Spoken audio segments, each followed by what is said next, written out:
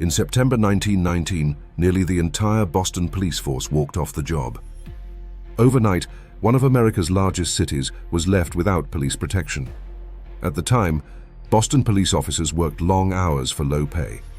Many bought their own uniforms and equipment, and some officers worked shifts that lasted more than 70 hours a week. As labor unions grew across the country, Boston officers tried to organize for better conditions. City officials refused to recognize the union. Then tensions escalated. On September 9th, more than 1,000 Boston police officers went on strike. Suddenly, much of the city had almost no law enforcement presence at all. At first, crowds simply gathered in the streets to watch what would happen, but the atmosphere changed quickly. Store windows were smashed, looting spread through parts of the city. Fights broke out in crowded downtown streets.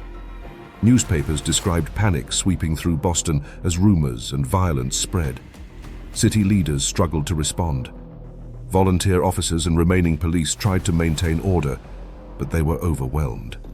Soon, the Massachusetts State Guard was called in. Armed soldiers patrolled the streets of Boston. Gunfire erupted in some areas as troops confronted rioters and looters. By the time order was restored, several people were dead and hundreds had been arrested. The strike shocked the country. Massachusetts Governor Calvin Coolidge took a hard stance against the strike. He declared, "There is no right to strike against the public safety by anybody, anywhere, anytime." The statement made national headlines.